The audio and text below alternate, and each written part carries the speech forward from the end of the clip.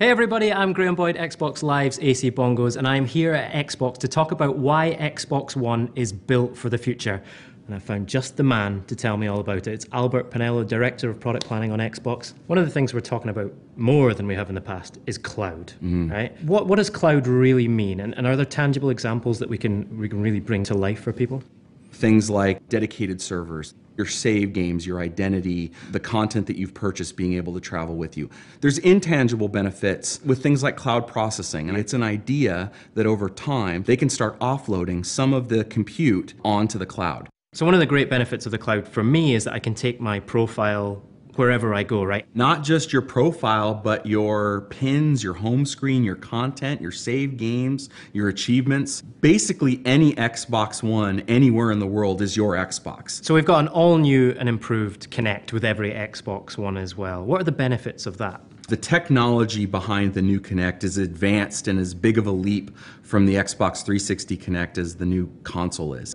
We have an IR blaster in Kinect that essentially translates my voice commands into IR commands. When I say Xbox on, it will actually power up my TV, it'll actually power up my cable box, it'll power up my amp. When I say Xbox mute, it'll mute my television. The system will function without Kinect. You will be able to play games and watch entertainment with just a controller.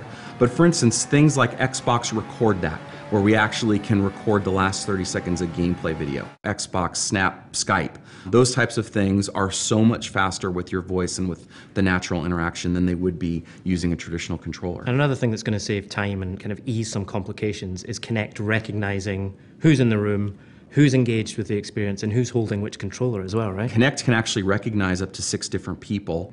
And because we have an array microphone, we can actually zoom in on who's talking and just listen to those commands. And since it knows what controller you're holding, you don't have to worry about, am I player 1 or I'm player 2? We can switch controllers in the middle of the game and still be playing the same character. Kinect is really the thing that makes every Xbox your Xbox. So the features of Smart Glass that people are used to using on Xbox 360 are still there, but there's also a bunch of new stuff, right? There's really 3 things that we think about with Smart Glass. We think about discovery, the ability to look at content across the platform, pin it on the go, and then have it be available on my Xbox when I get home. Look at your game DVR clips, being able to check achievements. You can browse the entire catalog of games and entertainment on Xbox One on Smart Glass. There's also control. You can navigate the dash, you can navigate your Blu-ray movies. And then finally, the thing that a lot of gamers will use, which is the interaction between the games. And the 2 that really strike me as pushing the envelope of Smart Glass from a gaming perspective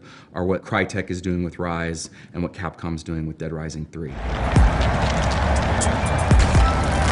The way that we're integrating Smart Glass into gameplay is with taking the entire user interface of the game and then letting you use it on the go. With our features like Timeline and the multiplayer challenge, you can sit on the bus, browse through that stuff, see exactly where your friends are, get their details, set up a new match for us to play that night. I can browse my collectible videos, look at executions, customize my character, all without necessarily being connected to the console.